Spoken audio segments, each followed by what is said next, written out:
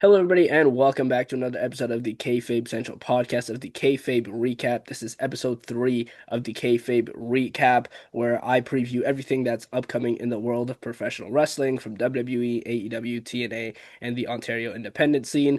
For the first time on the Kayfabe Recap, I am joined by Rue on Wrestling Hey, and Stu World Order. Can't get rid of us. Even the ones we're not usually on now. Here we are. we just begged to Uh, come on. He's like, I can't say no. I'm bored. I want to come on, Josh. Please let me. so yeah, we're gonna be previewing everything that is going down this week in pro wrestling. Obviously, a lot of things to break down after a very interesting Survivor Series last night. And so we're gonna be breaking down some things that we can maybe expect from these upcoming episodes of Raw and SmackDown, especially because um, there is nothing announced for this week's episode of SmackDown, except for that we know the finals are going to happen of the Last Time Is Now tournament, um, and then probably some more Survivor Series fallout from there. But we'll get there when we get there. I am currently sick, so if at any point in this podcast I sound like Kermit the Frog, that is why. So just beware of that. Um, and yeah, that's why I have Ruin Stew here to, kind of carry it if I just, go mute all of a sudden. Before we get into that, though, make sure you guys are subscribed to the channel if you're not already. Hit the notification bell so you're up to date with all the videos, podcasts, and interviews that come to the channel. Check out the Kayfabe Central website. That's where I post all my coverage posts, articles, written predictions, all that good stuff is over there. We also have a group and community section over there on the Kayfabe Central website. So make sure you guys go check that stuff out. Also, check out the Kayfabe Central Discord server if you want a place to build a community to talk about wrestling or even non-wrestling things. Go ahead and check the Discord server out. All that's linked down below, and also go check out the TikTok page. I post a variety of different content over there on TikTok. Today I haven't been as consistent. I posted like two things today, but that's because I've been bed rotting the entire day. Like before, like just 20 minutes before I came on here, I was bed rotting because I just feel like shit today. But I'm like, I need to get this kayfabe recap out, so we're gonna suck it up and do it. So let's jump straight into what we have lined up for Monday Night Raw because obviously that's the first stop of the week. Um, we'll get into the more important stuff a little bit later on this Raw preview, but we have a World Tag Team Championship match. AJ Styles and Dragon Lee are defending their titles against the New Day, Kofi Kingston, and Xavier Woods. Um, I think I might speak for a lot of people when I say I don't care who wins this match. I know Stu is a big Dragon Lee fan. I was Um, going to say, how dare you? I was because um, there's one person who cares. um, but I don't think that these World Tag Team titles have been treated with any care at all. There was a point where I even forgot AJ Styles and Dragon Lee won the tag titles because they just have not done anything with them. And um, I don't know what the plan is here. I don't know if they have something planned for AJ going into 2026, his final year. If they do, I can see them dropping the titles to the New Day again, which not the most ideal thing. I don't care to see the New Day hold the titles again. Um, I think that the best case scenario is AJ Styles and Dragon Lee retaining the tag titles here, and maybe dropping it to a more credible team. I know we saw Ivy Nile appear on Raw, so maybe we get the Creed Bros back very soon. Um, and I would like to see the Creed Bros take the titles off of Styles and Dragon Lee, because that is a such a talented team that I don't know and I don't understand why they just have them off TV and wrote them off because of Chad Gable. Especially Julius Creed, man. Julius Creed is just such a freak of nature. And you're telling me you don't want to have this guy on TV every week? That's absurd to me. But just gonna say Styles and Dragon Lee retain. Yeah. I completely forgot seeing happening. Yeah. The tag team division is a weird spot where there's like individual brilliant teams, but there's not enough substance there in the division. And I have been thinking about this recently, and the fact that WWE are really going to struggle with the development of their tag team division when you look at NXT. There's not a lot of credible big teams that are there that can come through. You've got Hank and Tank, who, whilst great, there's almost like a bit of a ceiling to them, and they're still developing. Unfortunately, the biggest tag team in NXT, to my own displeasure, is Dark State, who that's Bruh. horrible. I know it's horrible. I don't, I don't like it either. I don't want it. So yeah, WWE's in a weird state with tag teams. They've obviously got. I think everyone would universally agree the SmackDown tag team roster is a lot more stacked. They probably need to do a bit of a shake up and bring some folk because I'm not just saying this because Stussy, like AJ Styles and Dragon Lee are fantastic. We've seen the matches. So are this is like so are the Judgment Day. So are the War Raiders. Like these are some of the best just wrestlers on the planet. But they just get suckered into this tag team division Monday Night Raw. Like doesn't get the TV time, doesn't get shown. And when they do get to go out there, as the Judgment Day and AJ Styles and Dragon Lee proved, they're so damn good.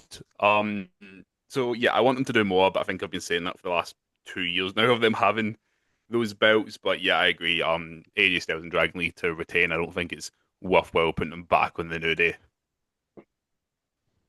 So you have Dragon Lee win a match, looking really good. You have Dragon Lee win another match, looking really, really good. Tags with AJ, wins matches, looks really good, wins the tag titles, momentum has been building, and then disappears. Just disappears. Him and AJ Styles disappear. I don't get it. It's what they did with the New Day. New Day started building momentum, won the tag titles, disappear. I don't.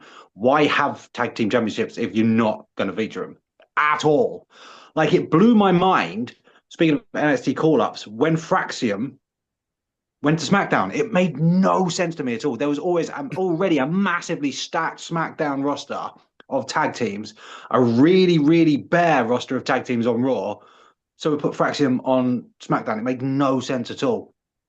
It's all about lose someone in the shuffle. And what happened? The Creed brothers ended up going out, and now was it Los Garza? Is it? I think they're barely featured anymore, even though they were part of that amazing SmackDown division. It just makes no sense.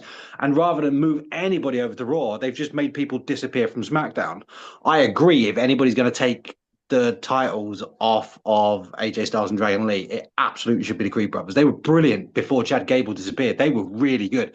And as you said, Julius Creed was insane. Like, if he grows his hair and gets a beard, he's a singles star waiting to happen. Get some tattoos Grow, down the arm. grow, yeah, literally just grow some curtains or something like that. Get it waxed and straggly. Get a little beard going. Drew McIntyre it. Just go, don't say anything. Superstar, absolute superstar. Yeah. So if they don't, if the New Day take this, what is the point of anything? I just don't understand it unless they're going to have some weird thing with Grayson Waller. But that don't give it back to the New Day. Don't ruin Dragon Lee already. He's just beginning to look like the Dragon Lee he was meant to be when he first came in as the replacement for Rey Mysterio. Sadly, we always know the replacement for Rey Mysterio is always Rey Mysterio. Yeah. Yeah, I'm in a complete agreement with the shake-up point of view because I think you need to bring some teams from SmackDown over to Raw. Like I don't even know who. Um, like DIY seems like they're busy chasing the US title. Um, and the Wyatt Six disappear and then appear again. Oh, that's so annoying as Um, well. it's so bad. It just seems like if you're given the tag titles, then you get some time off of TV. Like it doesn't make any sense. It's the holiday title. Yeah. Yeah. Um, and I'm trying to think of who else is over there on SmackDown. Send the Motor City Machine Guns over to Raw.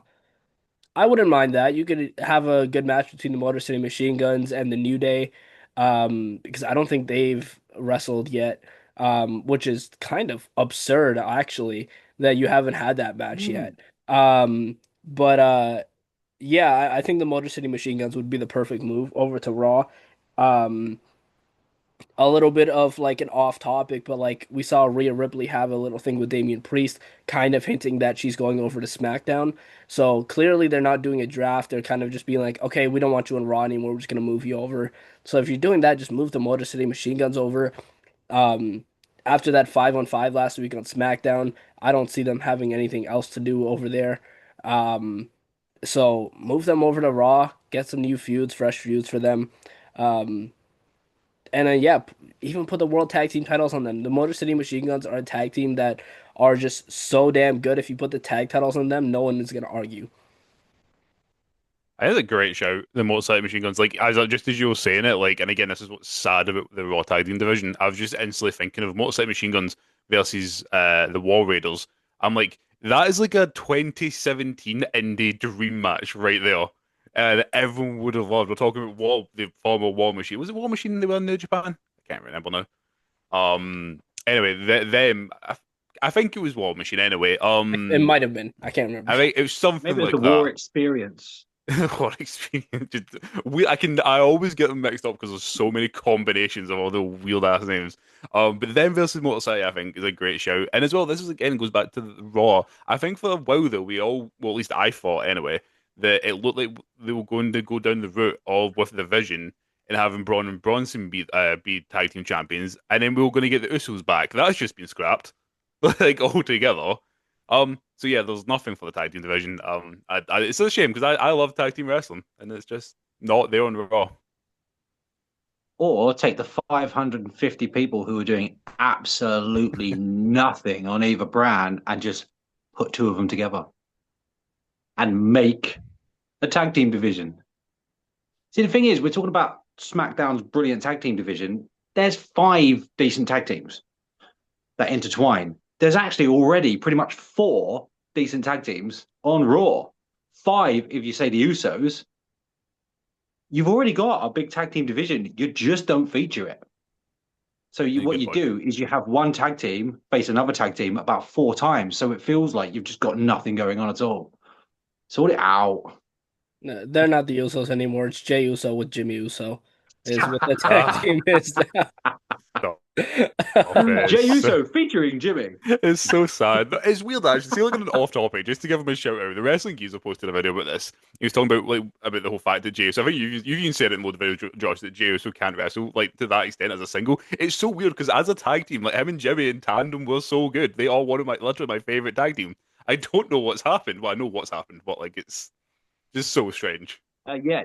Jey Uso got to lie down while he was gassing when he had Yeah. Jimmy with him, but now he has to still try and wrestle while he's gassing.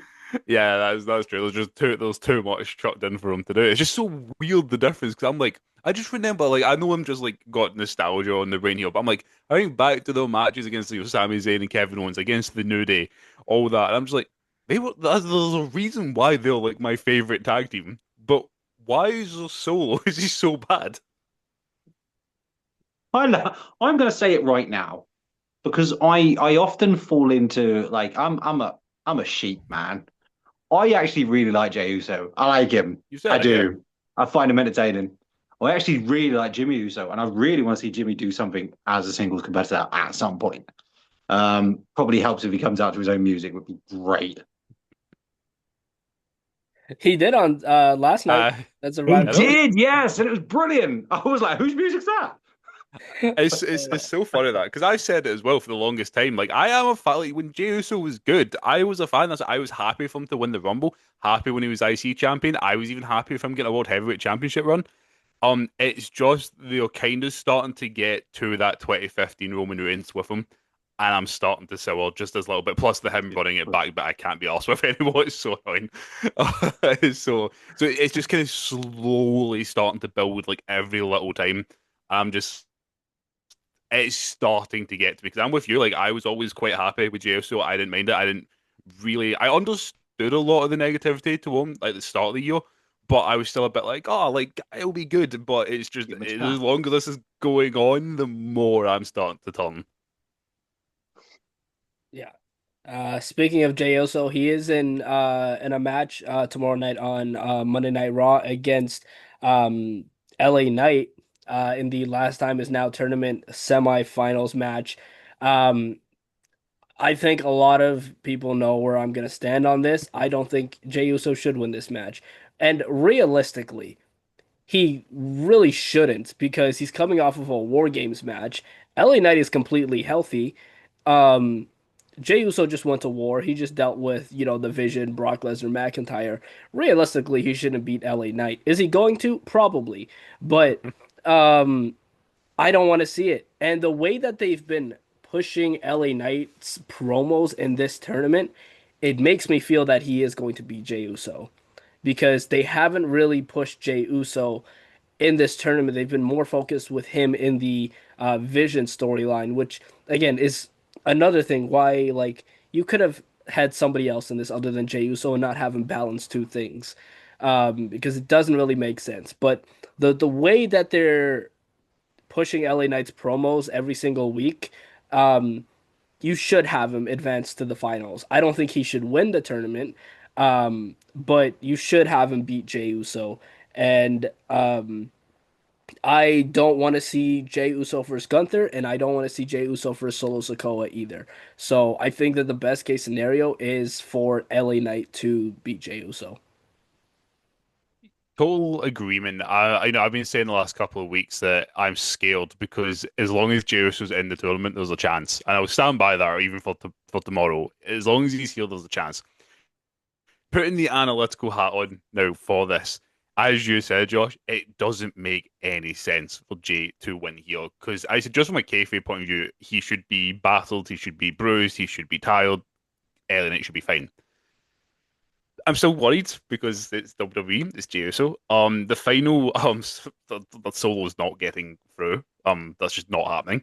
Gunther is going to single-handedly bury all of the MFTs, and I'm cool with it. It's fine. That's what's going to happen in that match. The final as well. I hope to God WWE realize this. I want to just believe deep down in my heart that they do. That Jey Uso versus Gunther is just so uninspiring. And in that match again, I know I did say I was worried if they do that as a final that Jay could win. I still believe in me like about 95% that Gunther will beat Jey Uso. You put Gunther against LA Knight, that drops to maybe about a 70-30 chance. I think there's a much higher chance of LA Knight beating Gunther in the final than it is if it's Jey Uso. And that automatically puts a bit more stake on the match and makes it a lot more interesting. You're a lot more invested in it. And again, LA Knight would be someone I'd be cool for a shock win in the final if it was going to go on to be LA Knight versus, if it's Jey Uso, and we just spoke about the fact that I do like Jey Uso, but slowly WWE are breaking me down bit by bit. If they do Jey Uso versus John Cena as John Cena, I'm done. I'm out. Like we've drove that point. I hate that. It's too far for me. So yeah, I've got LA Knight. So the wanting to watch the world burn part of me kind of wants it to happen. Kind of wants him to win it all. Kind of wants him to beat John Cena just to see what happens, just to see people's heads explode.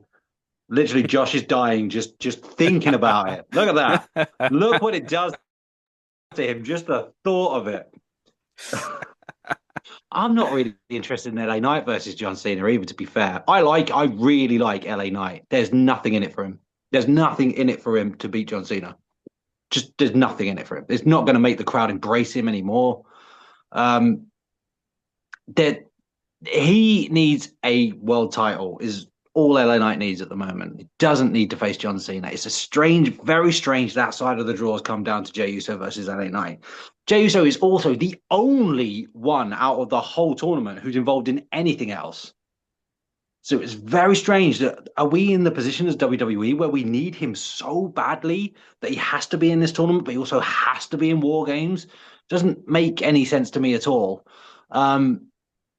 No, please, no. No, Jay. Doesn't need to win. I'm very interested how they're going to protect Jey Uso and have him not lose clean without LA Knight turning heel. That's going to be very interesting to see how they're going to manage to have Jey Uso not lose clean, because he won't lose clean. They can't have Jey Uso lose clean. But LA Knight still needs to win. So yeah, LA Knight versus Solo Sikoa is not getting anywhere near Gunther for that match. Gunther could literally bury the MFTs next week, and it'd be brilliant if he did. Just get rid of them. I will face anybody who has a personality. None of you, go away then. Yeah. Pointless. The whole tournament's become pointless. The only interesting match now is Gunther versus John Cena. That's it. And that's even been weakened after yesterday. I have an idea of how Jey Uso might lose, but that's gonna tie into another topic that I'll have for Monday Night Raw. So I'll get into that in a little bit. But Rue, well, we all mentioned it. Gunther and Solo Sikoa go one-on-one tomorrow night on Raw as well. Um, I am actually weirdly excited for this match. It's just, like Booker T would be say, it's two meaty men slapping meat, and that's what it's gonna Just be. me. Um, I hope, yeah, my voice can't do that right now. I was going to say, see how long you can hold it. Um, I hope this is better than their NXT encounter. Um, it should be. Like Ru said, Gunther might just single-handedly bury the MFTs. Um, which is a weird one when you think about it realistically, because they just came off of a 5-on-5 win with Solo being the sole survivor, which scares me just a tad bit. I don't think Gunther is gonna lose, but it scares me just a tad bit because Solo again is one of the people who has beaten John Cena, and they just had him win this 5-on-5 match. He's crashing out in a Yeah, second. I know, Stu. I know, Stu. I know. But I brought up the terrible idea of Roman and Cody potentially being at WrestleMania, and then the report came out that said that might be the plan. Seen that. You So told you, you're putting stuff in the universe. um, either way, I don't think Gunther is losing against Solo Sikoa, but there is always a sliver of a chance when it comes to the WWE, and how they book certain things.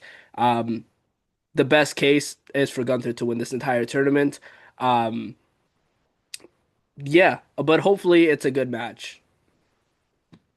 Yeah, I would say like this is the thing we're going for. He's had like all his matches so far have been pretty banging in this tournament, and I just wish we could have seen more of them. And it goes back to we spoke about it earlier on in the week on just how uninspiring this tournament is. If from the beginning the idea was for Gunther to win, and I'll use this other guy as an example because it's the one who lost to Gunther and everyone wants to see well was Carmel Hayes. Like, why not just have Gunther and Carmel Hayes as the final? Like the way they've set up these brackets is so weird. I can't remember who sat and went, yeah, this makes total sense. Because cool, if Gunther was always going to win, cool. As you said, Stu pointed out, we were saying this back in June, and we were like, oh, that's a really good idea.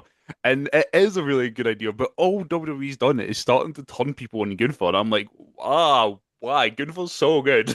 This is annoying, but it's all WWE's fault for how they've done this tournament. Um, yeah, I'd be cool with. I think as well, talking about the potential of Gunther burying the MFTs. You said it's kind of wild, not just because they've won the match. It's kind of wild as well when you look at the talent that's in that group. You've got like JC Mateo, former Jeff Cobb. Oh, he's just gonna go on Monday Night Raw and get buried by Gunther. Like, sure, why not? Tama Tonga. It could well happen because that's the MFTs. Um, I don't really have like we spoke about it at length. I just think this will be simple, straightforward. Gunther wins, go through final him versus whoever LNA Duo. So even for instance on SmackDown, I know it was pre-recorded and we all knew what was going to happen. Well, some of us knew it was going to happen, but I was like, even Gunther versus Rusev is like it's just something different. If like I don't know, just thinking, I'm just like worrying about the thought of Jey Uso and Gunther. It could be worse. It could be Jey Uso and Solo. Which is just ugh, horrendous. Yeah, Gunther's. I'm pretty certain Gunther's going to win, but as you said with WWE, you never know. He has to win now. He Yeah, has to win. I never thought I'd say this about Gunther. For the hope of the WWE, he has to win. He's the only interesting opponent for John Cena in his last match. And how sad and pathetic is that for a tournament that was all about who'd be the last person to face John Cena? We're terrified of three of the people in the semifinals winning. It's giving Kurt Angle, Baron Corbin vibes again. Just this whole just let down, this like heart sinking awfulness of this is how John Cena's going out. Is it? Oh man, I still want to see somebody come and destroy them all. And I'm John Cena's final opponent. I'll pull him rank. I don't know anybody now. They've made, as we said, as Rue said earlier on, Gunther was a great idea in June. They managed to make a great idea a terrible idea. How did they do that? How did they take a great idea, take that same idea, and make it awful? I don't get how they do this. It's like a magic trick. We're going to give you what you want, but the worst version of it Yeah, until you exactly. don't want it anymore. That's what they've done. I'm sorry, I crashed out when just the thought of Solo Sikoa being John Cena's last opponent is awful to me. It's horrible, horrible, horrible thing. It's just the MFTs. You've taken four blokes and just wrecked them, ruined them, and just the face paint ain't working, guys. It's not work. That's not made you interesting. It's just made you even more monochromatic, if anything. It's given you even less expression on your already expressionless faces. My God. Oh, Uh, God. Please, Gunther, please like win. you like extra can't tell the MFTs. You've got the tall one, the smaller one, the muscly one.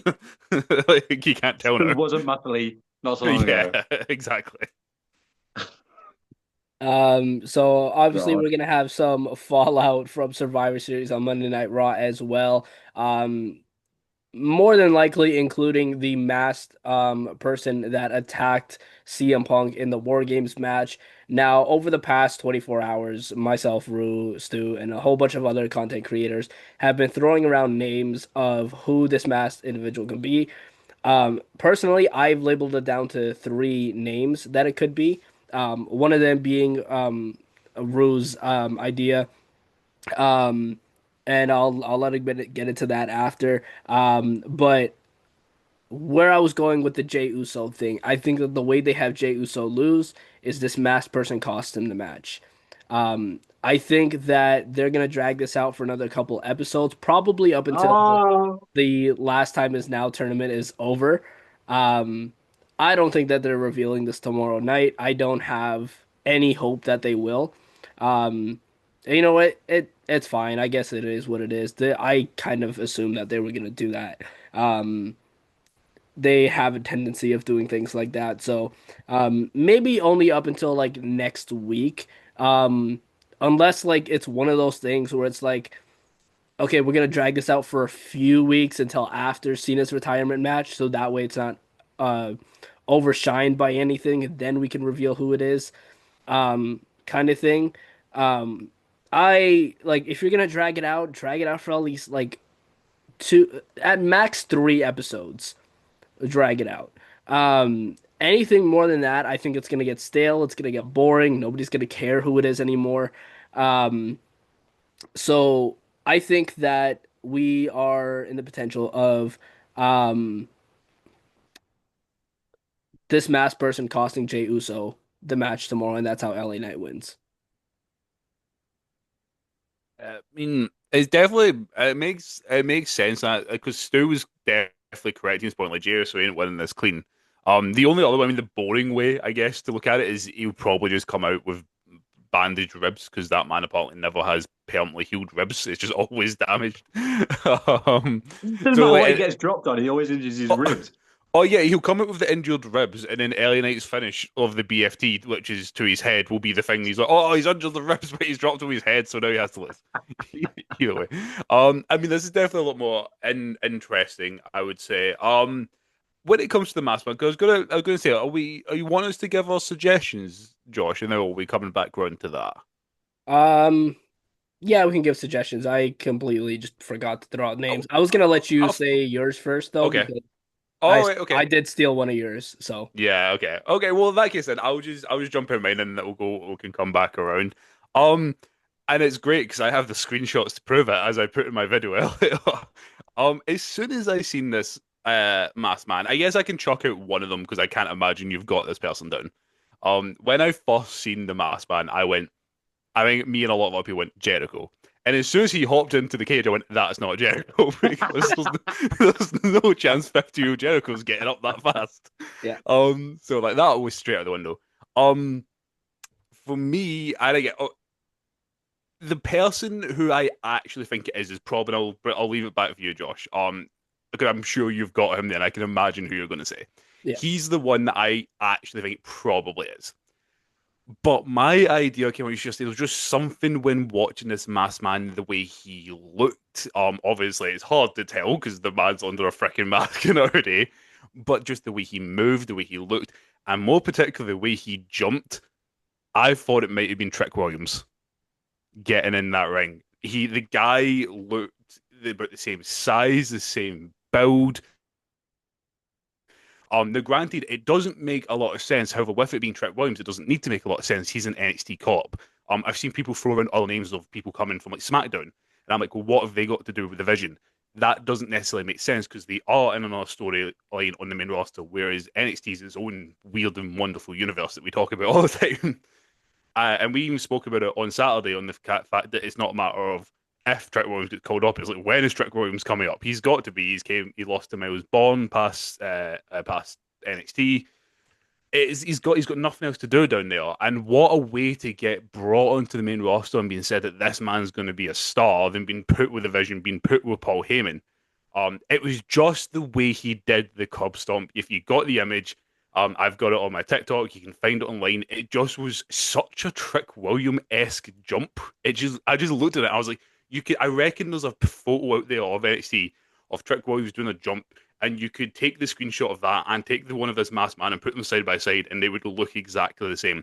Then the way he hopped out the ring, because again, this other man who as I said, Trick Williams, I think is a really interesting one. He's not the one I actually think is going to be. But it would be really cool. This other man, I think the masked man looked taller than the man that we all think it's going to be. Than a lot of people throwing around. I thought this guy just body shape maybe quite similar. I just thought the masked guy looked a lot taller. So I'm throwing out the name of Trick Williams, and I said I messaged Josh straight away, me like Trick, and I was able to screenshot that and put it on TikTok, which was funny. So that's my wild and wacky suggestion. So yeah, I immediately thought Randy, and Yeah, then he took about 3 runs out of his legs going up the cage the other side. He was like, whoop, and I thought, well, that's not Randy, that's not Jericho, and that's not the other person you were going to say. Because again, I see. I don't know who you're thinking, Josh, but the way Rue was talking, I think I have a feeling, and I think it's a person a lot of people think it is as well. Yeah, and it does make sense, and it would be fine. It would be, if it is him, absolutely fine.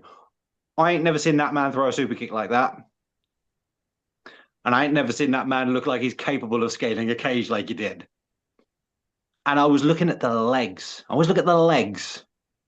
By the way, Brock Lesnar's legs, they need some work. That dude has been doing some serious upper body training. And he has forgot all about the legs. He looked like Joe Swanson from Family Guy. Brock's always had weird like chicken legs. well, in Joe comparison. didn't have a choice. Joe didn't have a choice. Brock does. I don't know how those legs, the size of his upper body, I don't know how his legs are carrying him at the moment. I don't get it. This is why he fell over the other day. It was nothing to do with slipping. His legs just couldn't carry the amazing weight of his upper body. It just gave out, exhausted. I digress. So I was looking at the legs, and they weren't massive legs. That's another reason Randy was counted straight out of it. To me, it's the guy from SmackDown who's disappeared recently in Montez. Ooh. The way he moved, the way he jumped, the way he scaled that cage. To me, he's disappeared for a while. Everybody's been saying for a while he is singles star material. What a great way to introduce him into that. He's already got the brash, cocky, glasses, everything just lends him to the Vision, especially now a Vision holding Logan Paul. It just fits into that whole aesthetic. So for me, I'm going to throw in Montez Ford just because Trick Williams is a really good shout, by the way. I hadn't even thought of him. I was proud as soon as I said to Josh, I was like, you know what? I quite like that one. Yeah, and also I was looking at the back. The guy's back was quite a big back. Montez has also got like a really big sort of upper body as well. So that's who I'm going to throw out. I'm going to throw out Montez Ford. I wouldn't be disappointed if it's the guy or Trick Williams or Montez Ford. I wouldn't be disappointed with any of those three. So Montez was a name that I did see get thrown around a little bit over social media and Twitter and stuff, and like that's not something I'd be opposed to either, because Montez is fantastic. It would just leave a big question on where that leaves Angelo Dawkins, um, if they were to split up the Street Profits and how they would With play no into, explanation as well. yeah, how they would play into that story. Um, because the Street Profits as a whole has disappeared off SmackDown. And they tend to do that with the Street Profits, so I don't know. When you look at the quickness of the guy, you would think Montez. But I've labeled it down to three names, and I'm gonna say the one that we've all been beating around the bush of saying and just waiting for me to say. And I think it's the more than likely option that it's Austin Theory. Um, I think that is probably who this is going to end up being. And I have no doubt, Stu, that Austin Theory can throw a good super kick. Because the guy can do everything possible. I He's good. absolutely love Austin Theory. I haven't seen a single thing in wrestling that he can't do, and I've seen him do things in wrestling that I didn't even think was humanly possible to do. So I wouldn't put it past him. Trick Williams was another one that because of Rue, I was thinking it could be, and I looked at the way he moves. That does seem Trick Williams-esque. Um, I have only seen one other person bring up the name that I'm about to say. I think it very well could be Buddy Murphy. And I think Buddy Murphy because this was the first hint, right? And like we obviously know Buddy Murphy is a big guy, so it very well could be. But I go on Instagram 2 hours before this masked person attacks CM Punk. Buddy Murphy posts on Instagram, "Imagine the vision." I may be reading into that too Ooh. much, but I also maybe not. Just 2 hours before that happens, he happens to post "Imagine the vision." So I'm really it was Wrestling Geezer who also brought up Buddy Matthews. Yeah. And we were talking about that earlier, and like he does have a history with Seth Rollins. He Well, did yeah. Mm-hmm. he was his disciple at one point in time, and it would make sense if he joins with the Vision. Um I don't know what his contract status is with AEW, but it's very well possible this could have been something that was done very, very quietly if it's Buddy Murphy. Um, I I know he was injured for quite some time. That's why he was off AEW TV. Um, but I have no idea what his contract stuff is. There's been no reports about it. But then again, like I said, it could be something that was done very quietly.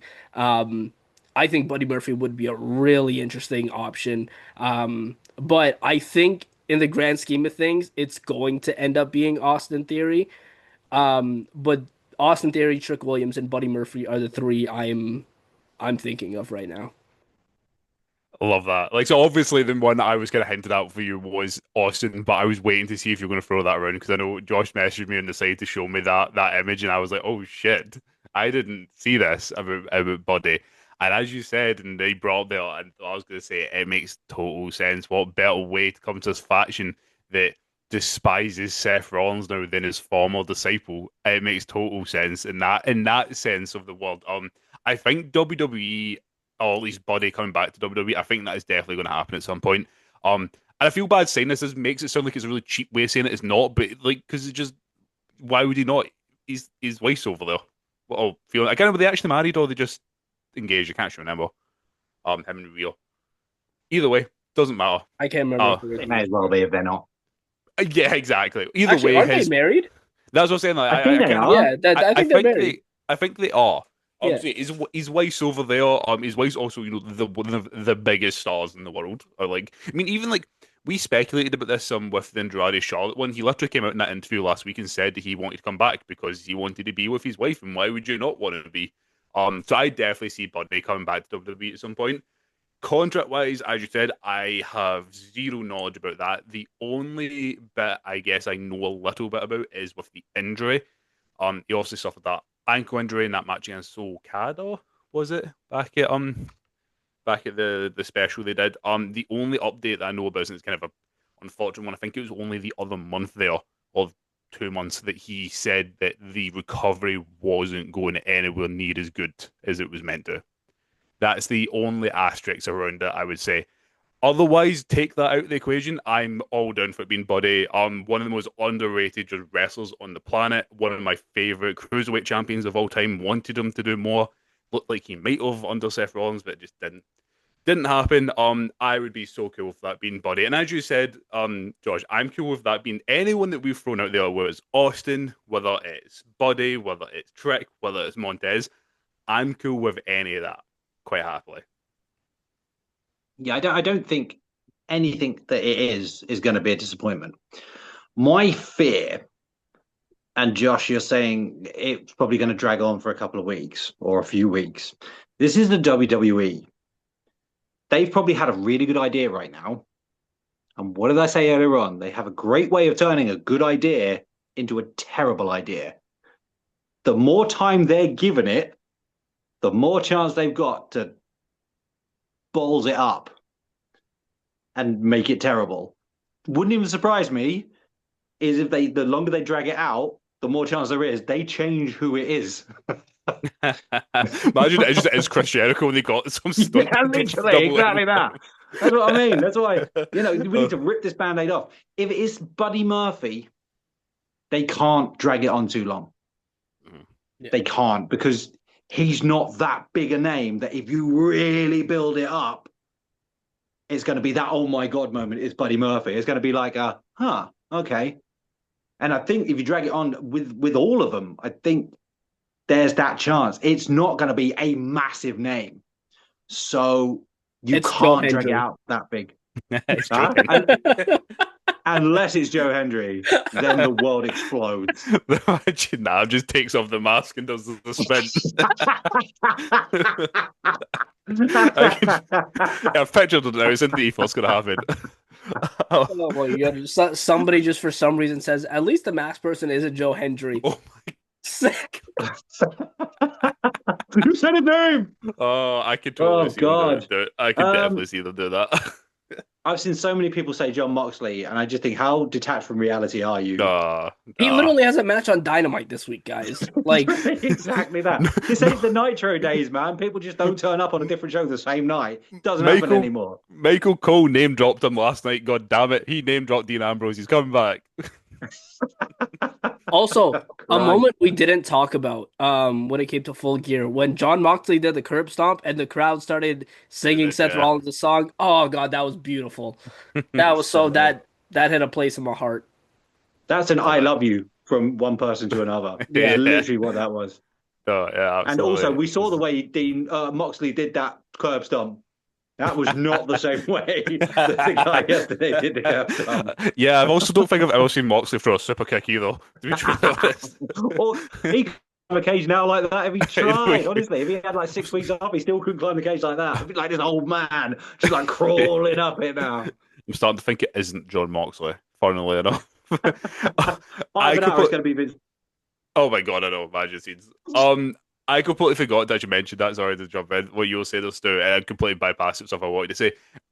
About the length of time, yet they can't drag this out because there is FO between now and the Rumble. You have Saturday night's main event, but that's the John Cena show where it's going to be meant to be NXT versus main roster, so that's not really going to be story driven by the John Cena match. We have another Saturday night's main event, I believe, before the Rumble. January, yeah, in Montreal. Yeah. So there's that. That is all we have from now. And unless there's something I've completely missed and I just can't remember, we don't have I know they used to do. Did they not used to do like a special on like the first week of the new year or something? It was the one yeah, Raw Day One. Yeah. They might do something like that, but there's nothing. There's no PLE right now until the Rumble. So if they're going to drag this out, it's going to be a long time. No, I can't God, no. Yeah. Just no. Yeah, I hope not. And then CM Punk, Rhea Ripley, Becky Lynch are all listed for Monday Night Raw. Kind of expected them to be on Raw as well. Um, let's go on to some NXT. So believe it or not, this is the go home show for NXT Deadline, right after NXT Gold Rush. So clearly they just are wasting no time. And if you are excited for this week's episode of NXT, don't be because it just does not look promising. We have a Iron Survivor Summit for the women between Sol Ruka, Kalani Jordan, Lola Vice, Kendall Gray, and Jordan Grace. This is just going to be a meaningless segment. I don't even know what to expect from this. I'm not even going to go deep into this because I don't know if you guys have any thoughts on them doing a summit for the Iron Survivor match. So that's gonna be whatever. Kalani Jordan is gonna cut another terrible promo. Um, Oh, poor Kalani. just turn her back babyface already. Like I don't. Oh man. Um, Josh Briggs versus Tavion Heights. Again, I don't care. I don't I care. can't wait to listen to the NXT crowd come up with another amazing chant of Josh Briggs go away. I Not just because I love the guy, I'm a bit salty because I love Josh Briggs, so I'm biased. But it's just such a skimpy chant. It's like they feel, but they're like we've done something here that's so. I hate the NXT crowd. They annoy me so much.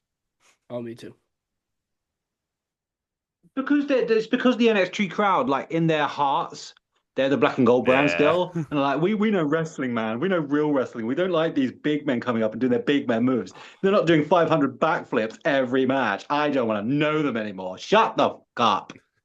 I mean, you sit there, you look at them, and they're on. I ain't got a phone because my phone's here. But they're just going like that on their phone. Like anytime something's not happening for 2 seconds, yeah, Yeah. oh yeah, one fall. It's literally all they do. They're so irritating. And Josh, I like Josh Briggs as well, so I'm kind of on your side there, Rube. Shut up, crowd. NXT crowd, go away. They That's what I literally say. chant. They literally not in that. They'll also chant "You can't wrestle" at them, and I'm like, firstly, I hate that chant anyway, just for obvious reasons. But second, I'm like, don't chant it as someone who is also actually a very freaking good wrestler. Exactly. We should have had that chant What during the about Nikki him Bella can't match wrestle? last night. Exactly. That was God. But yeah, I think NXT needs to go on the road a lot more and stop doing the shows at the Performance Center. Because clearly it's the same people going to these shows and it's not helping the talent at all. Yeah. Um, and it's like Stu, I'm pretty sure you can say this, like even for independent wrestling, when there's just one wrestler wrestling in the same arena every single month, it kind of just the crowd just doesn't really know how to react to them, and they only know that one side of them. Whereas if this person goes all around and wrestles in different promotions, then you see, okay, that person can do this. He can play heel here. Oh, but he can also play a babyface here. Um, oh, he's really loved in this town, but oh, this town hates him, right? They need to go on the road a lot more Yeah. to just The really. thing is, if you're in the same crowd all the time, you can't win that crowd over. Yeah, Once that crowd has their opinion of you, you can do whatever you like. They're not going to change it because they know best. They know best. yeah, If the more you go around, the more you can experiment with stuff, the more you're not feeling constricted, like, oh, fucking, I hate coming here. This crowd hate me and blah, blah, blah. And I'm going to do this and they're going to react in this way to it. You can experiment and be more sort of open to different ideas and stuff. You wrestle in front of the same crowd all the time. Josh Briggs is never going to not get that heat now. He's never not. You could turn him face. You could have him take on the biggest heel in the world. They're always going to hate Josh Briggs. And I hope that one day when he goes up to the main roster, that doesn't carry over to the main roster because that will be a tragedy if it does. Yep. um, probably the more interesting thing on NXT is the question of what's next for Tatum Paxley after losing the NXT Women's Championship and Izzy Dame turning on Tatum Paxley. I didn't think Tatum was gonna hold that title for long, but damn, I didn't think it was gonna be that quick. Um, but I'm slightly intrigued to see where they go. The Twitter beef between them has been absolutely hilarious. Sean Spears tweeted out on Thanksgiving, "Happy Thanksgiving to everyone. Hope everyone has a great Thanksgiving, except Tatum." So it's been hilarious, the beef over Twitter. So I'm slightly intrigued to see where they go with this Tatum Paxley Izzy Dame storyline. I can only assume a match at Deadline maybe or New Year's Evil. Again, I don't think this feud really means much if it's not for the NXT Women's Championship. And then that brings up the question of, okay, what are you doing with JC Jane now? Now that she's the champ. So a lot of questions to be answered on NXT, especially when it comes to the women's division.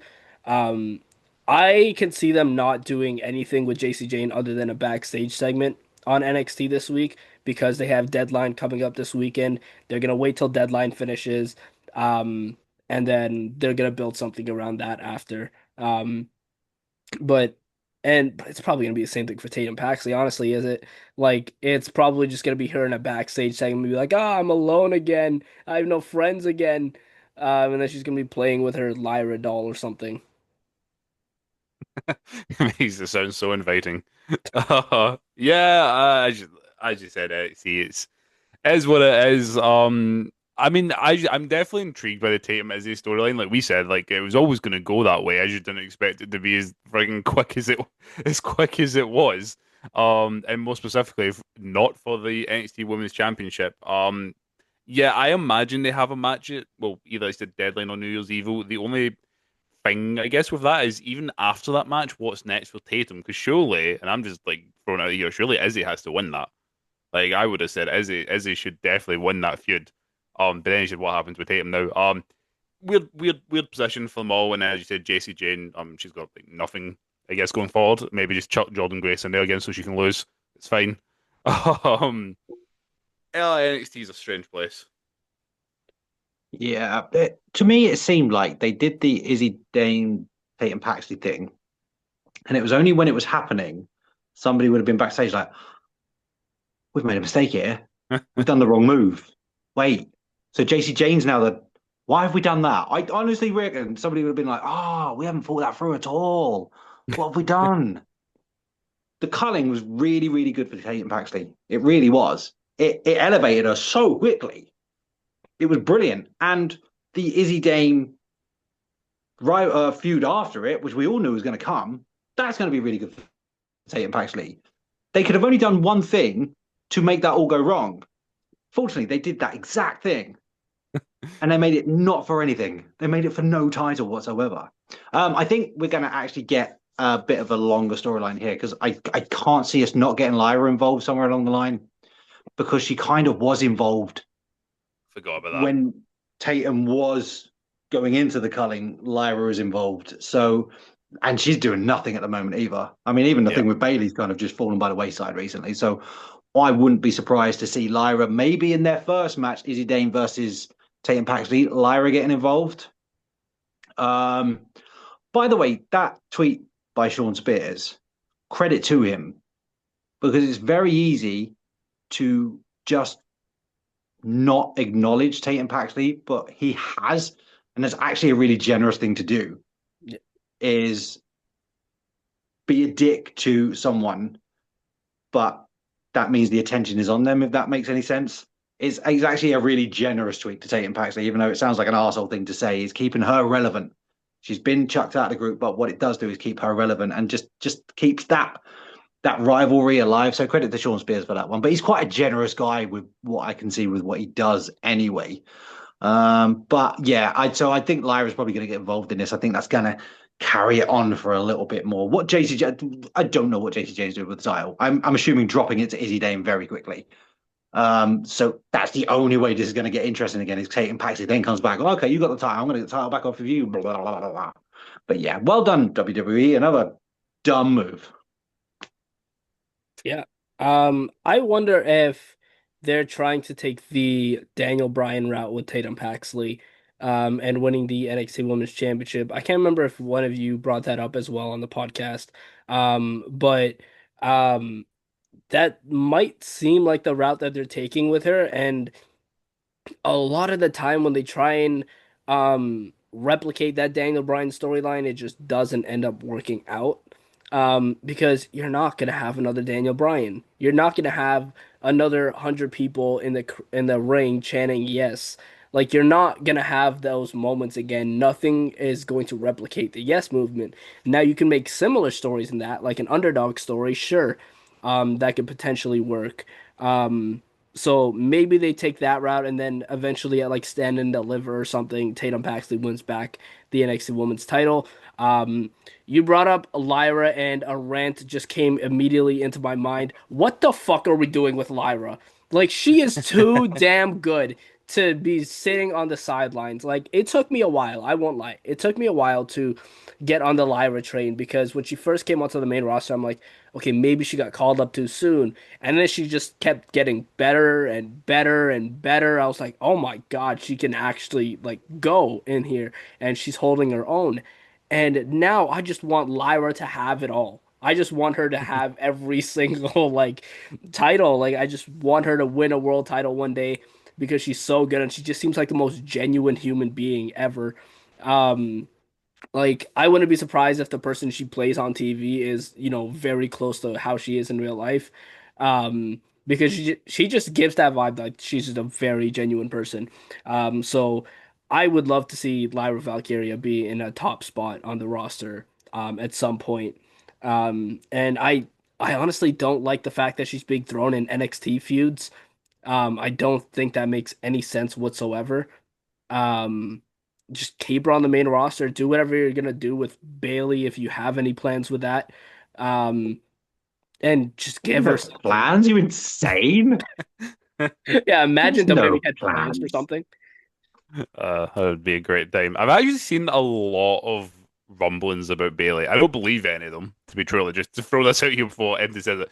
But I actually see a lot of people throwing around the fact of 'cause I think Bailey's contract's up next year at some point, I believe. Yeah. Does she stay? Or does she join her best pal?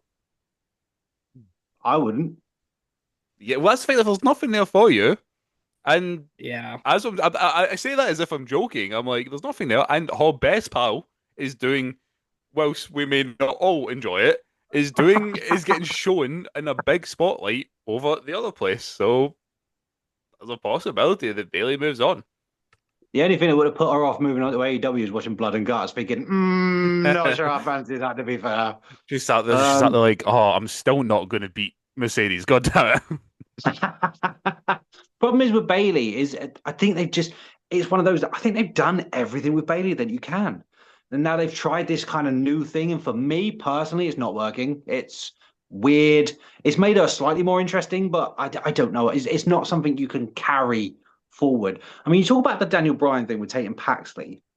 First of all, Daniel Bryan's whole thing was an accident. It wasn't a storyline. And also, it was years in the making that was. You cannot hurry that storyline through with somebody else. You can't, it was organic. It just happened. And eventually it had to be recognized rather than here's the route we're going to take with Daniel Bryan. So yeah, don't do that with Tatum Paxley because it doesn't work with people. If it could work with someone, she's very likely to be the one who can make it work because she does really have that whole underdog aura about her, the sort of lonely, I got to the mountaintop, it didn't work. And, people do kind of feel sorry for Tatum Paxley.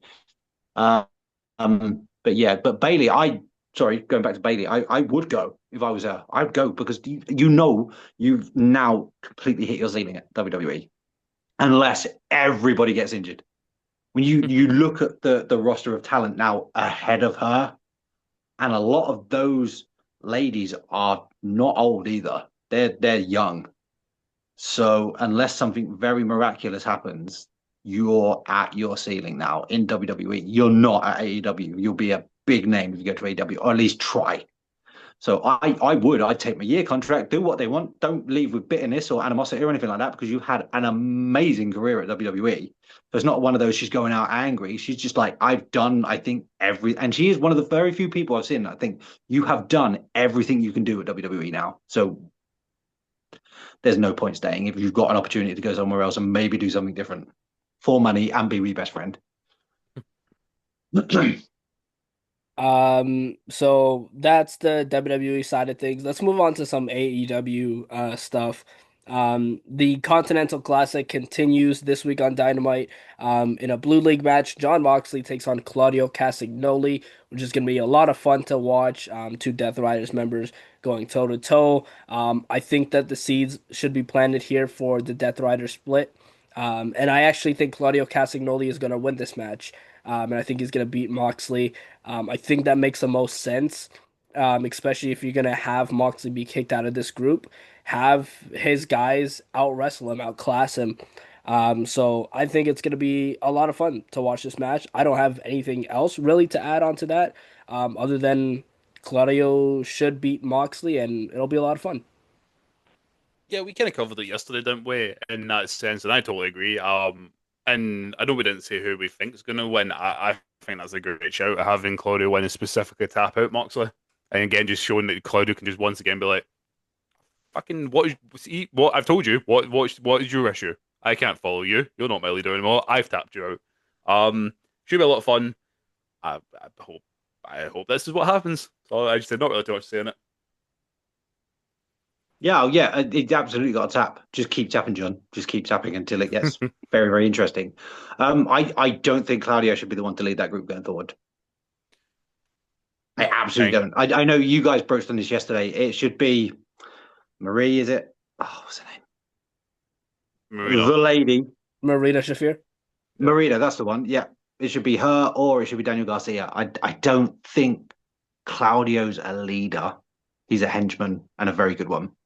So I think that the new leader of the Death Riders is going to be someone who's also in a Continental Classic match, a Gold League match. That being Pac, who is taking on Kazuchika Mm. Okada. I think Pac may be the new leader of the Death Riders because I brought this up to Lolly and Rue, where at Full Gear I mentioned that if Pac wins that match, I think he's being set up to be the new leader of the Death Riders, which he did.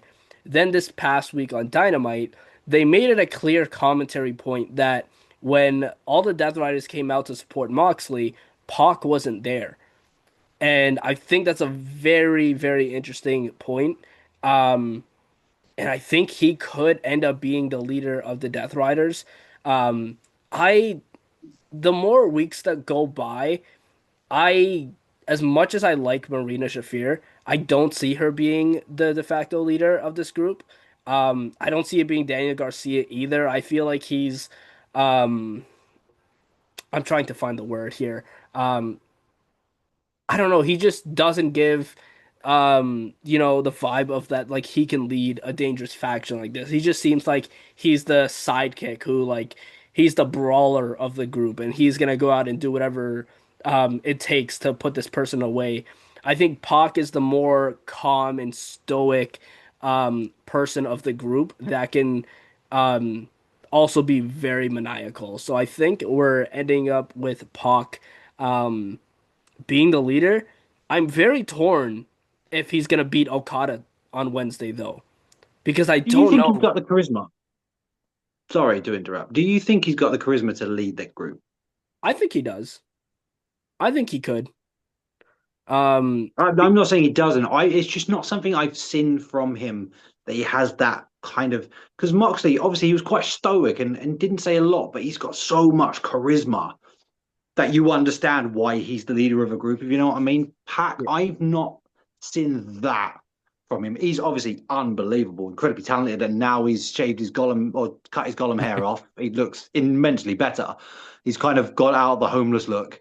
But I don't know personally if he's got the charisma to keep the Death Riders there, which is where they have been for ages. Even with Moxley losing, they're still there. I hope I'm wrong because he's got everything else. I'm just not sure about the charisma.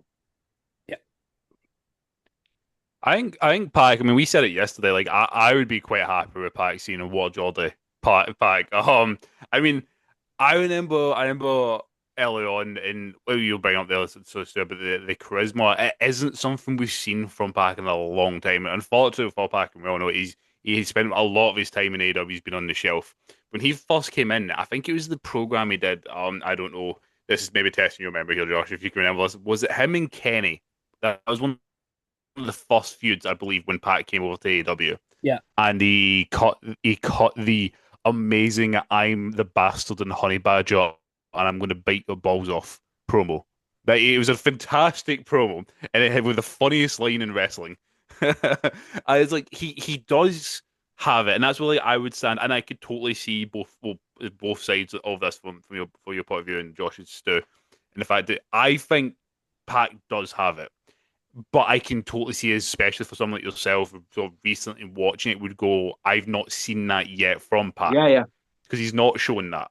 Um, I think he has it within him, and it'd be cool to see him have that stand-up role because he's so goddamn good. He's so good. Oh, yeah. Um, him turning heel when he first turned heel in WWE in the cruiserweight division was one of the coolest things ever. And I loved Evil Bastard Pac. Was it the Rings of Saturn finisher that he did that used to just destroy people's show? I loved it. He's so good.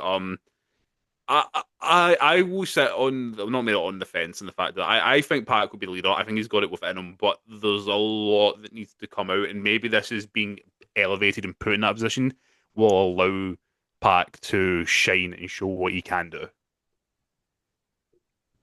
Yeah, absolutely. So that's going to be a very interesting match as well, unless that's a match that ends in a draw between Okada and Pac. Because I know we're eventually going to have a match that does end in a draw. Um, Another Continental Classic Gold League match though is Kyle Fletcher versus Kevin Knight.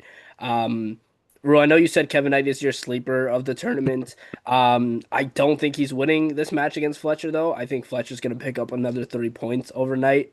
Um, I think that they're going to keep Fletcher looking as strong as they can.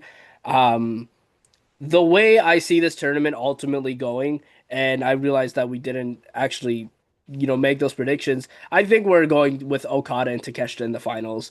And I think before we get there, it's gonna be Fletcher and Takeshita in the semifinals. And because I think you need to have Takeshita if you're turning a babyface go up against another Don Callis family member. I think it's ultimately going to be Okada retains in this tournament, even though I think that the best case is for him to lose the title in this tournament. I think he's going to ultimately retain against Takeshita, and then they're going to come back around to it when Takeshita eventually just beats him.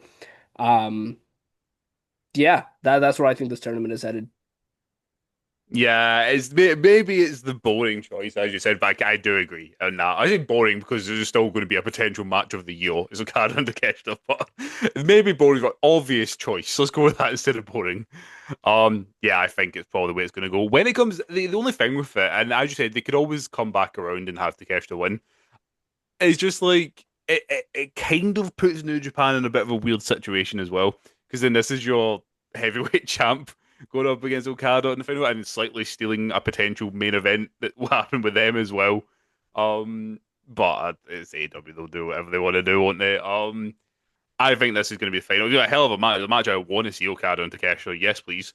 Like I said, I love how you used the description of boring. Please, let's cut that out. I didn't mean it in that sense. This will be a hell of a match. Um, I want to get Takeshita to win everything at some point. I absolutely adore him. I just said yes, Kevin Knight is my sleeper for the tournament, but yeah, overall, it's probably not going to happen. I this year, I've I've absolutely fallen in love with Takeshita. Like he's been amazing for like the last couple of years, but this year in particular, there's just something about him. He's grown so much. Unfortunately, it's under Don Callis. I don't know if I want to admit that, but probably has been since he joined Don Callis. That he's been amazing, and I just adore the man. I want him to be a W World Champion. He's already a WGP. I want to be Continental. I'll just give him every belt and unify every belt. It's fine. I love Takeshita. Yeah, as far as Kevin Knight and Fletcher goes, keep Fletcher strong now. You have to keep keeping him strong until you can't keep him strong. He has to lose the desperate matches. That's it. Because he's so good, and obviously he's just lost his title to Mark Briscoe, which I've got no beef with at all because Briscoe's amazing. Takeshita and Okada, obvious, I think was the word you were looking for, Rue. It's Yeah, just it was the obvious choice. And the reason it's the obvious choice is because it's the correct choice. Yes. Because it's going to bang. And when I say bang, it's going to hurt bang. Like, that is going to be one snug match. That's going to be two people knocking the crap out of each other in the most entertaining ways. I'm all for it. Keep Fletcher strong as long as humanly possible. And Takeshita and Okada, please. Yeah. I don't Um, care about New Japan and where they are awkwardly afterwards. Another match we have set up on Dynamite is a match in the AEW Women's World Tag Team Title Tournament. That being the Timeless Love Bombs, Timeless Tony Storm, and Mina Shirakawa taking on Megan Bayne and Marina Shafir in a hardcore holiday death match. So there's going to be a lot of violence in this match. Obviously, Tony Storm and Mina had the um, privilege of picking the stipulation of this match due to their win at Full Gear. Um, I think that Megan Bayne and Marina are going to win this match. I don't think that Timeless Love Bombs are advancing any further. Um, it should be a pretty fun match. There have been a couple matches in this tournament that kind of did let me down a little bit. Like the Sisters of Sin taking on Willow and Harley. I expected so much more from the match. And by the way, to the idiots on Twitter making fun of Julia Hart messing up the moonsaults, it happens. It's wrestling. She's still young. She's learning. Um, like there was a lot of people who were like, "Oh, Julia Hart used to have such a good moonsault." She still does. It just happens. And when you're competing week to week in grueling matches, your body's gonna be beat up, and your body's just gonna eventually just be like, "Oh, I can't do this anymore." So it happens. So give Julia Hart a break, guys. Give the Sisters a break. They've been through a lot the past couple weeks. But obviously, Willow and Harley won that match and they advance. Um, so yeah, I think the final is going to end up being Megan Bayne and Marina Shafir versus Harley and Willow. I agree. The only asterisk I put around it is I struggle to see a way that AEW, unless they're going to have a heel turn happen at some point between the two of them, I feel like AEW want to have Tony Khan, what the hell, Tony Storm, not Tony Khan, Tony Storm on the card somehow. That's the only thing, but I totally agree because I think it was yourself, Joe. I said I think it was only the two of us at the time, so I think it was you anyway that mentioned that when it came to that four-way tag match, whoever wins that match and chooses the stipulation, they were going to lose that stipulation match. And I think again we've had Tony and Mina win there. I agree. I think Megan, Mina, I think they're. I think if that's going to be the final, Harley and Willis, that's a great way to go because I think those were the two teams at the beginning who we were like, if it's not going to be any of the big names that like Mercedes or Tony, like those are the ones that they should go with, even when it was Penelope Ford, and Megan Bain. So I'm all for that. And yeah, I hope. I don't know who I want to win if that is the final. I really don't know who I want to win that final if it comes to it. But yeah, for here I've got them going over instead of Tony and Mina. I now want Tony Khan in the tag team tournament with Tony Khan anyone. and Mercedes as the tag team. There we go. Well, I was going to say actually, the fact that Mercedes Moné is not going to be in the final of this tournament is a crime.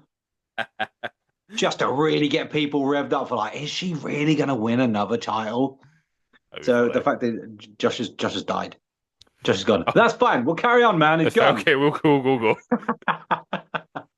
um, the problem is, if it is Megan Bayne and Willow in the final, there are two ladies who massively deserve to have a title now. But between both of them, one of them needs a title. Willow needs a title. She needs some gold. Megan Bayne definitely needs some gold. I would go. I think probably Bayne needs it more because she's been booked as such a monster. It's about time the monster got some gold, and then a brilliant chase for Willow afterwards. I'm just putting it down to Willow and Megan Bayne, to be fair, because they're the two, in my eyes, the stars of both the teams. So yeah, I would put a title on Bayne nice and quickly. I had to close my camera real quick because my dog was in my room barking. So I was like, okay, he's gonna interrupt this, so I have to let him out. Um, but yeah, I think we're all in agreement where this tournament is heading. The finals are going to be very interesting, and who's going to win that as well. But we'll get there when we get there. Let's talk about TNA.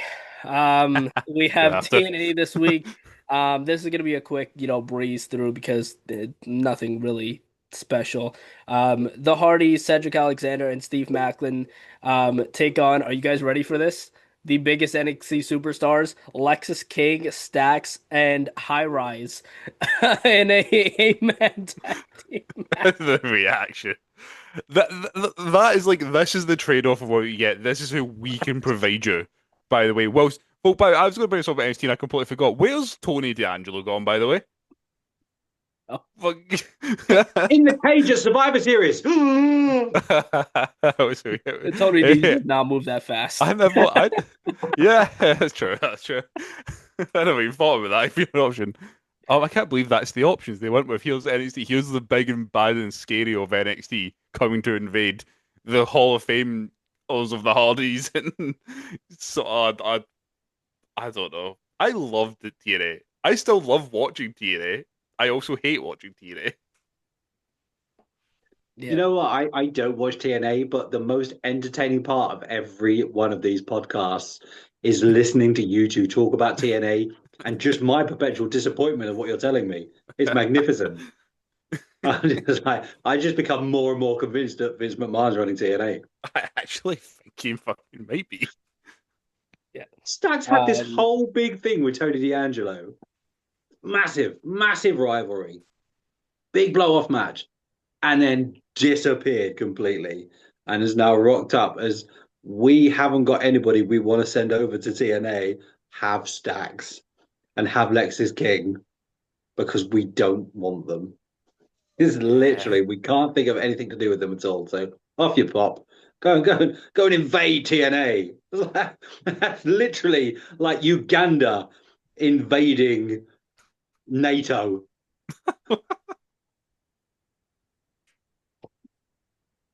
That is what I can equate it to. Literally.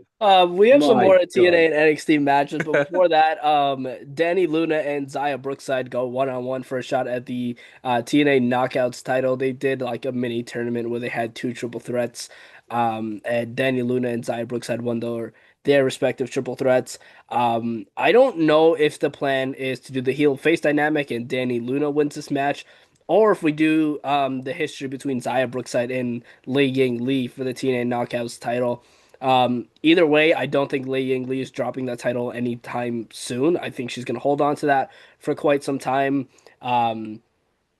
This match is obviously going to take place at Final Resolution, their next pay-per-view. Is it a pay-per-view or is it just a special event? I I can't don't even remember. know. I get so confused with their events. Yeah, And I know, me pay-per-views. too. Once upon a time, they were all treated as pay-per-views, but Yeah. now they're not. So I don't even know anymore. Um, But yeah, Danny Luna and Ty Brookside go one-on-one for a shot at that. I'm gonna lean towards Xia Brookside winning just because I like Xia Brookside. I think she's cool. I think she's good in the ring. She has a lot of potential. So I'm gonna lean towards that. Um, some more TNA and NXT matches, guys. Are you ready for this one?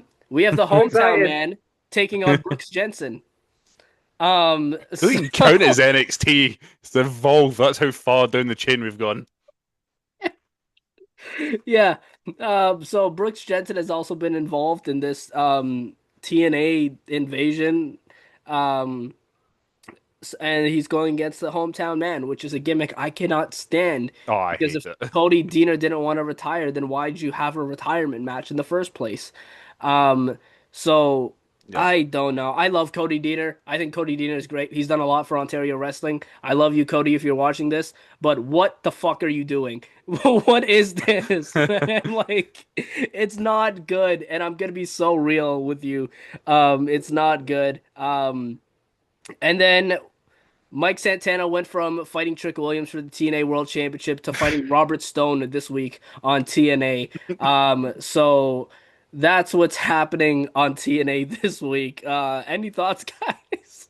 Oh, what are you doing? What is this company? It is run by Vince McMahon. Stu's convinced me. It is. There's no actually explanation for this. I love the balls of NXT though. They're like, oh, we've now got Joe Hendry, we've got Jordan Grayson, in a couple of months we'll have Leon Slater as well. We've got who we want. Here's Brooks Jensen. You can have the Evolve, not even the top of Evolve. You can have the bottom of the barrel of Evolve. Take it. That's what you can have. Get fucked. I want to know where TNA stand in the pecking order. There's two questions. I have two questions. Where the TNA stand in the pecking order? What has Mike Santana done to someone? Who has he pissed off, or what has he done? He's Vince. gone from literally there to he's close to being the water boy soon. Seriously, is it? I reckon it goes LFG, TNA, Evolve, NXT, SmackDown, Raw. This is where I think TNA are in the pecking order of things at the moment. We're just going to pluck the people we like out of you, all four of them, and then we're going to give you fucking no one. We are going to give this guy brought trunks. He's going to TNA. And Mike Santana, I'd quit. I'd go AEW now. I don't know Go what back. I've done. Who is he having an affair with? Who is related to one of the higher ups in WWE? That's what I want to know. Or TNA. He's annoyed someone massively. I think WWE are like, well, we didn't make this star. He's not. We didn't make this guy, so you will now suffer, sir. How dare you get over without us? Be gone. Don't fight I'm, Rolling Stones. I'm laughing on the side actually of what you're saying about the pecking order. I would honestly, to the extent, be like at some points of LFG might go above TNA because take LFG winners such as Jasper Troy. I reckon he goes over half the TNA roster if he was to go there. Like, I don't think you're it's wrong. like you've got Raw, SmackDown, then you have like NXT, then it's like AAA, then it's like Evolve, then it's like LFG, then it's TNA. Is like see that bit in Shark Tale where he's like showing the pecking order of like of the fish, and then it's just like him at the bottom under the whale shit. That's where TNA is currently. And Mike Santana's now right at the bottom. I mean, Josh is he could speak to your heart. Just he just starts crying about what the fuck they've done with Mike Santana because I don't know either. I can't explain it. There's no point. Like, see NXT. It's so ridiculous, but you can try and explain it. TNA is just sad at this point. I can't explain it. I'm just sad. I reckon they get weekly writers in, and they're not communicating with the writers who are going out. Nobody's leaving notes for anybody else. Oh, I No was meant to tell handover. you that before you went. Don't worry about it.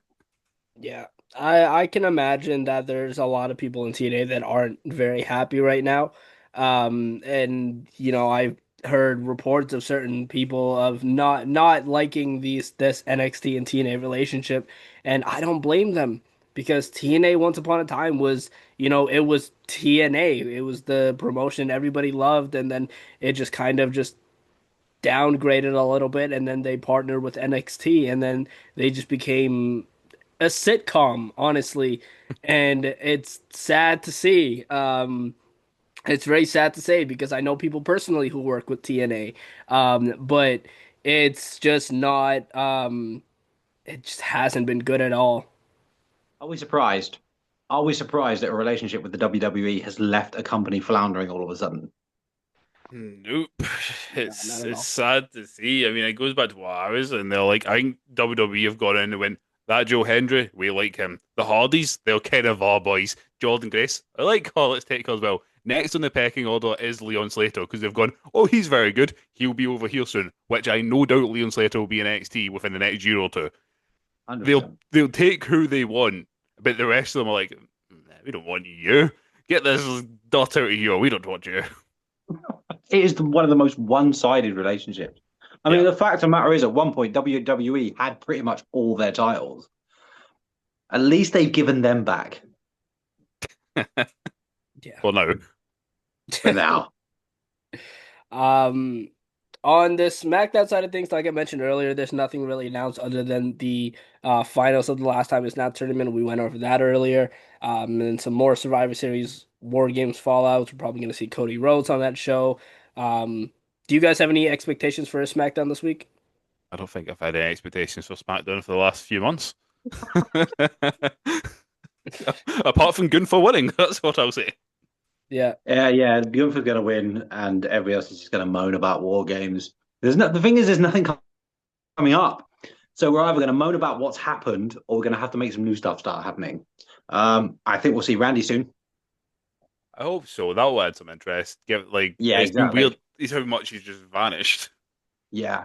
So I think we'll be seeing him soon. Wouldn't be surprised if we didn't see the Masked Man again. Talking about. We don't know what we don't actually know if his intentions were Vision related or CM Punk related. That's one thing we don't know. We can guess, but yeah, but we've already talked about that. So I have no expectations for SmackDown. It's something to do on a Saturday morning, really, for me. Goes It up to is going say. back to 3 hours, though. Are we excited? Oh, we spoke about that. I don't want to give it. I mean, it's so unnecessary. Unless you want to give us 3 hours of Elio, just try to harm every human being that comes in the ring. Do that instead. That's the one for Friday, actually. Give us Elio. That's what I need. 3 Ilya What was matches missing. each hour. I'm down with it. It's actually funny that because I've seen a lot of people, and rightfully so, because like Elio, I want to just say this, and I assume you agree that Elio is the best part of SmackDown at the minute. With it, I've seen people, I understand why people were upset that we didn't see Elio on Friday, which was sucked, but they didn't realize that it was obviously a tape show. And that's also asking Elio to come back out. And whilst I have no doubt that Elio can more than do 2 matches in a night, the rate that he works matches at, the guy needs to have a Oh my break. Because God. I would rather have Elio take a night off or like take a match off and get a break than going back to back to back to back, and then we get an injured Elio again. So hopefully we see Elio He, back on Friday. he's 100%, isn't he? All the time. He A forgets wrestling is 100%. scripted. Like I think he Oh, actually like goes in there to hurt the person. it's getting to the point now. You know the open challenge. I reckon there's people like hiding in I rooms don't want and this. So behind boxes and stuff. Right? Who wants the open challenge? I was like, nope, you no, thank you, know, like not for me. school That when one at the all. teacher's like, "I'm going to pick on the next person if no one raises their hand." That's the SmackDown locker room at the back. They're like hiding away from Elio. It looks so painful wrestling that man. Yeah. Not for me. That if somebody asked me right now, do you want to crack at the US title live on SmackDown against Ilya Dragon? Do I fuck? I don't want to pay Jack. I'll pay you not to. I'm not ready for that level of discomfort in my life. Who do you guys think he ultimately drops it to? Champa. Ooh. Ciampa. I like we did that fantasy booking a few weeks ago, Josh, and I like the sound of it Yeah. potentially being champ. As long as it's the champa that we spoke about and getting Blackheart back, then yes, I think that's very close. I think so. It was Josh that brought it up, and I give him the full credit because I didn't even consider it. I was like, hell yeah, I want that. Yeah. Yeah. He's Uh, already gotten his old theme song back and everything too, so Yeah, he has. Yep, and we've got Rebel Heart yeah. back on the other side for Johnny. So yeah. I got no beef with Champa either, to be fair. He's such a good worker. He's such a good character. mhm. He can easily hold a singles title, not a world title, but he can definitely hold a singles title, and the US title is perfect for him. Yeah, The only sad thing is when somebody wins it off of Dragonov, we'll stop with the open challenge, which is going to be because obviously he's going to be a heel takes it off him, and no heel's going to be defending every week. Yeah. yeah. So that to me has always been one of the highlights since Cena won it, or Sammy won it and started having the open challenges. Sorry, it's been brilliant. I've loved it. Yep. So that's the Friday night SmackDown side of things. So of course, NXT deadline is this Saturday, but we'll get into that at some point during the week. As always, to close the Kayfabe recap, I'm going to go over some Ontario wrestling stuff that's going down this weekend and some new announcements in Ontario wrestling. So firstly, this weekend on December 6th, going toe to toe with Deadline. Barrie Wrestling, a Barrie Wrestling Christmas Carol, is they're going to be running their show in their typical arena at the Ferris Lane Church in Barrie. So they're going to be doing that. I'm going to go through some of the matches quickly. Kyle Boone and Shiloh take on Wanda Del Rey and Van Landen. Shiloh is somebody that I've recently been watching more clips of recently, and she is just getting like so much better. Her promo work reminds me a lot of JC Jane right now, and she is just doing a phenomenal job. Kyle Boone is one of the most genuine human beings I've ever met. So those guys are cool. Van Landen's a great wrestler. He's also one of the most genuine human beings I've met. And Wanda Del Rey is someone I've praised on this podcast before. And she, she's doing a phenomenal job and she's a great wrestler. Maddie Z and KPK take on Gabriel Fuerza and two mystery partners. Maddie Z, phenomenal wrestler. And someone to really keep your eye on in the Ontario wrestling scene coming up. KBK is a tag team that's also coming up and someone to keep your eyes on. It seems like any promotion they go to, the promoters are giving them the tag titles, and rightfully so. They are both so talented. And then we have a Secret Santa tag team match. So no idea who's going to be in this tag team match at all. Nobody has been announced for this. So that's happening. Um, it seems like they're doing a blueprint tournament as well. I'm going to make the assumption that this is for the younger guys coming up. So Kuya Cole, I might have mispronounced that, for Samon Singh is in the next round already. And Ryan Rush is going to take on either Brian Sinclair or Jurgen Musabelu. I might have mispronounced that one, definitely. So if he's watching this, let me know if I mispronounced it. And the biggest question mark, I literally put a question mark next to this. And you know what? If Barrie Wrestling is watching this, I'm going to remind you guys that I share my opinions and my thoughts on this podcast. And if you don't like it, then that's unfortunate. But Oh, go on, Josh. Get it told. pretty Knocking on Ricky, your door. pretty Ricky, will be visited by three ghosts is what's on this card. I am going to be completely straightforward. Barry Wrestling has not been the best when it comes to booking certain things. And a lot of it is just, really wacky out there ideas that are just, a little bit just too weird for my liking. Including this. I don't know what Ghost has anything to do with Christmas. But I guess we're gonna find out. I You're will not Scrooge, be. man. Yeah. It goes I, to Christmas I, past, present, and future. how Uh, is that not It's going to be obvious? Umaga, Scott Hall, Oh my and Eddie god! Guerrero. Oh my god! Yeah, that's still not as ridiculous as Vince McMahon booking himself to go over God.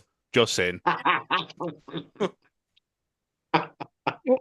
but yeah, that's happening this Saturday on December 6th, in Barrie. So if that's something that interests you, then go check that out. I know I didn't do a great job at selling that show. But uh, some announcements came from Norfolk County Championship Wrestling. They are doing a women's championship tournament. Obviously, their show is all the way until February 22nd of the new year. So still some time to come for that show. But they announced Alexia Nicole versus Nova to kick off the women's championship tournament.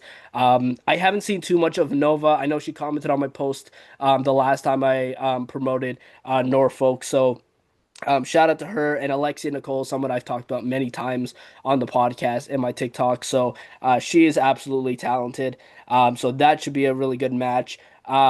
And I just mentioned KBK and Barrie Wrestling. They're also the new tag team champions in Norfolk County Championship Wrestling. They cashed in their cup to win those titles from Generation Now after they finally won the tag titles. They got cashed in on KPK alongside Brian Sinclair, cashed in and won those tag titles for them, stole it and ran out of the building with those tag titles. So is Generation Now going to get those tag titles back? We got to find out. If they are going to get another shot on February 22nd, 2026. So that is Norfolk County Championship Wrestling. If that's something that interests you, then go ahead and check their page out. All their updates are on there. And I also post a lot of their announcements on my page as well. So make sure you guys go check all that stuff out. But that's Ontario wrestling news for this week and upcoming stuff. Not a lot of events in Ontario happening this weekend. As you know, from what I know, I didn't see much being promoted other than Barrie Wrestling and some new announcements for Norfolk. But yeah, that is the kayfabe recap, everybody, for episode 3. As always, we want to know what you guys have to say and what your thoughts are. So let us know down in the comments whether you're listening on YouTube or Spotify. Let us know your thoughts down in the comments. And as I mentioned, make sure you have notifications on, all that good stuff. I will be back tomorrow with the Monday Night Raw post-show review. So make sure you guys are stay tuned for that. Yeah, Rule, Stu, I'll let you guys plug your stuff. Sure. Yeah, as always, you can find me at Root on Wrestling on TikTok and on YouTube. Started posting back up on YouTube a lot more.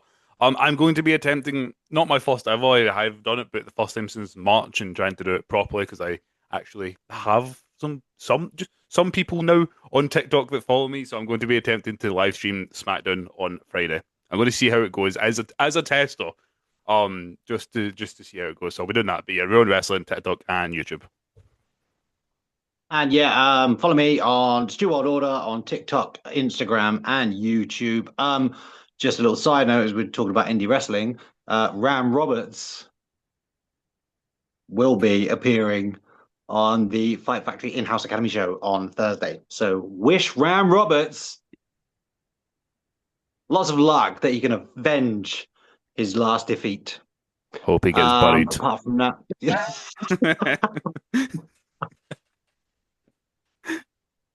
you'll find out when you see me next weekend. A little mangled up. I'm better than Jacob Quinn anyway, that's for sure.